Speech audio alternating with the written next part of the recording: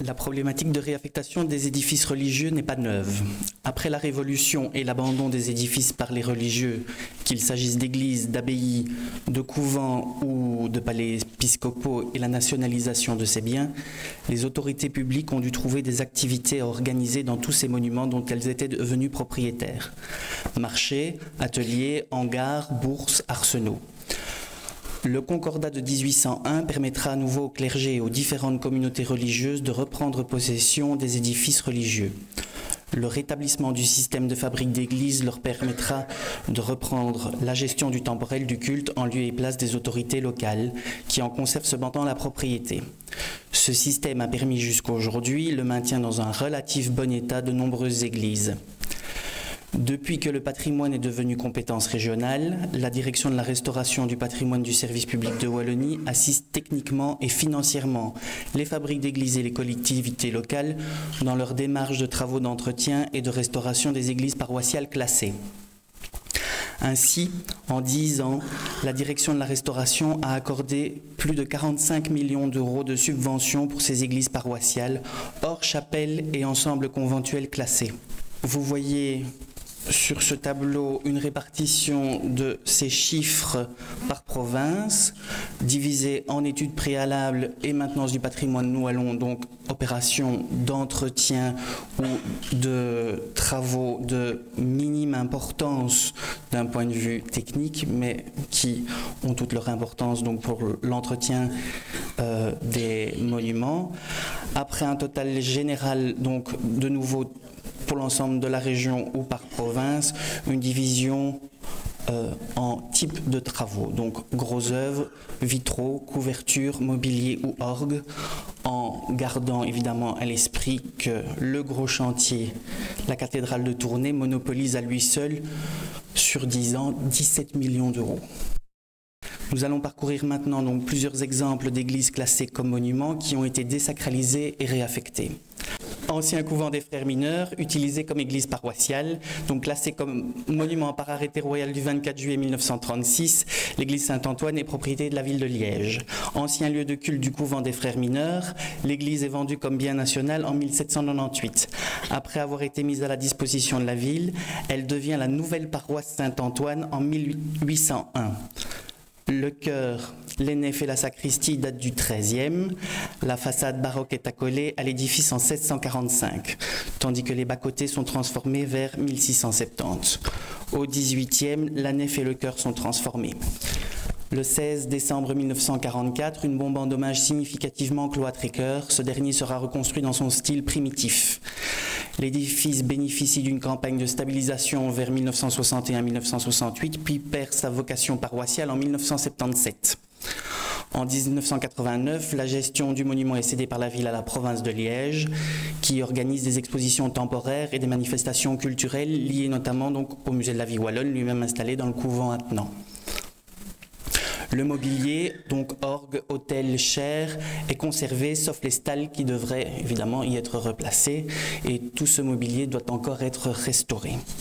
Donc classé comme monument par arrêté royal du 1er mars 1933, l'église Saint-Mangol nous apparaît aujourd'hui pour l'essentiel dans son état de la seconde moitié du XVe siècle. La charpente a d'ailleurs été datée par notre chronologie de 1460-1465.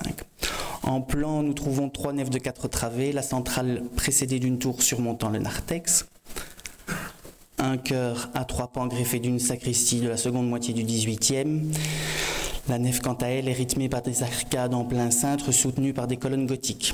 Au début du XXe, les baies en plein cintre ont été remplacées par des fenêtres néo-gothiques et l'église est également décorée de stucs du XIXe. Donc désaffectée depuis 1979, l'église dépend aujourd'hui du centre culturel de la ville de Huy et accueille des expositions chaque année en été.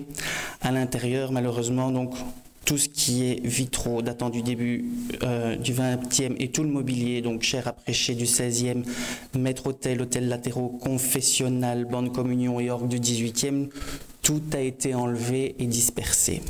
Alors, Liège, l'église paroissiale Saint-André, donc classée comme monument par arrêté du régent le 28 avril 1948, Cette église a été construite par l'architecte liégeois Jacques Barthélemy Renaud, je me répète, et terminée en 1772. Donc cette église paroissiale dépendant de l'ordre teutonique de plan circulaire pourvue de 6 chapelles et d'une toiture à 12 pans est désaffectée en 1790. Elle devient tour à tour bourse au grain puis bourse du travail.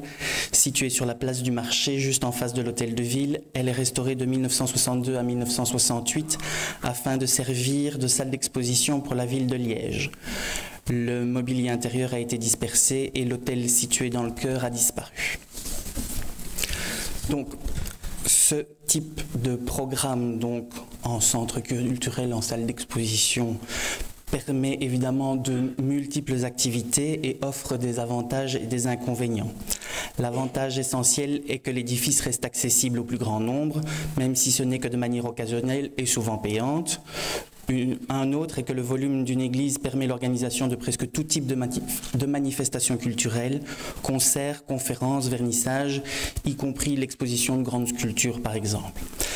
Le bémol, c'est que l'occupation n'est pas permanente et que l'entretien est de ce fait irrégulier. À l'extérieur comme à l'intérieur, le bâtiment n'est pas chauffé en continu, ce qui explique des variations significatives de température et d'hygrométrie, néfastes à la conservation du mobilier lorsqu'il est encore en place.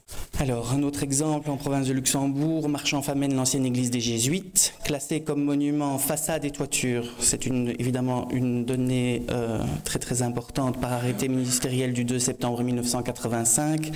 L'église conventuelle a été construite de 1732 à 1740. Désaffectée suite à la suppression de la Compagnie de Jésus en 1773, elle est transformée en local communal en 1871, puis en salle de fête après la Seconde Guerre mondiale et enfin en caserne de pompiers. Elle est rachetée par un promoteur privé qui la réhabilite en hôtel-restaurant en 1990-1992. L'enveloppe extérieure est peu modifiée, sinon que l'aile du collège construite en 1777 et transformée en école communale au 19e est complètement détruite et reconstruite. Par contre, l'intérieur non classé, donc, fortement dégradé au cours du temps et de la succession des fonctions, dépouillé de son mobilier et d'une partie de son décor, a subi de profondes modifications, notamment la stratification horizontale de la nef en 6 niveaux. Au sous-sol, cuisine et locaux techniques. Au rez-de-chaussée et au premier étage sont aménagés accueil et brasserie-restaurant. Les chambres occupent les 2 niveaux suivants et une grande salle de réunion, le niveau sous charpente. Ces aménagements intérieurs privilégient les besoins d'un hôtel de luxe au détriment de la mémoire du lieu. On ne peut que regretter la perte de lisibilité de la volumétrie intérieure du monument. Par contre, le programme pérennise le bien et son entretien régulier parce qu'occupé tous les jours. C'est une réussite à tout point de vue en ce qui concerne la sauvegarde, vraiment le mot stricto sensu, d'un monument menacé et l'intégration d'une nouvelle fonction dans le tissu urbain. Namur église Notre-Dame, classée comme monument par arrêté royal du 15 janvier 1936 et repris sur la liste du patrimoine exceptionnel de Wallonie. L'église Notre-Dame a été consacrée en 1753 et construite par l'architecte namurois Maljean en style Renaissance. Église abbatiale de l'ancien couvent franciscain puis des Récollets, elle est devenue église paroissiale en 1803 après la destruction de la collégiale Notre-Dame abandonnée en 1789 et abandonnée, donc l'église Notre-Dame en 1989 et désacralisée en 2004. Elle abrite des orgues et un mobilier 18e. Ce dernier a été exécuté par Denis-Georges Bayard, donc maître-autel, Stahl et Jubé, sauf l'autel qui provient donc de l'ancienne église. Cette église, dont l'état sanitaire devient préoccupant, est toujours en attente d'une affectation définie. Les autorités communales envisagent d'y installer soit une bibliothèque communale, soit un centre culturel multi-usage. Elle abrite pour l'instant l'espace culturel d'Arscan et notamment des concerts car son acoustique est remarquable. Elle pourrait devenir, outre un studio d'enregistrement, un lieu d'accueil pour de multiples manifestations culturelles comme des expositions ou spectacles. Il conviendra cependant donc de veiller à la conservation et à la restauration du mobilier en place. Alors, Namur église Saint-Jacques, édifice classé comme monument par arrêté royal du 25 novembre 1963. L'église conventuelle est construite en 1756-1757 en style classique par les frères de la Miséricorde. Relais du pèlerinage de Saint-Jacques de Compostelle, annexé au couvent devenu hospice civil après la Révolution, l'ensemble est cédé aux Dames de Saint-Jacques en 1908.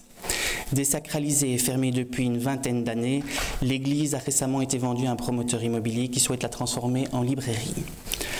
L'auteur de projet a été désigné, la fiche d'état sanitaire a été dressée, la demande de certificat de patrimoine a été introduite et la première réunion de certificat de patrimoine s'est tenue hier.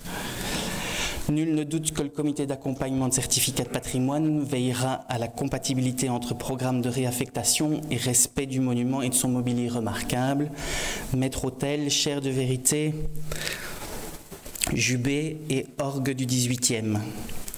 Espérons évidemment que cette réalisation soit aussi réussie que l'église gothique des Dominicains à Maastricht, construite donc au XIIIe siècle, désacralisée depuis 200 ans, restaurée par le bureau d'architecture Merx et Giraud et réaffectée en librairie, où une audacieuse tour à livres a été construite, tout en conservant la perception de la volumétrie originale.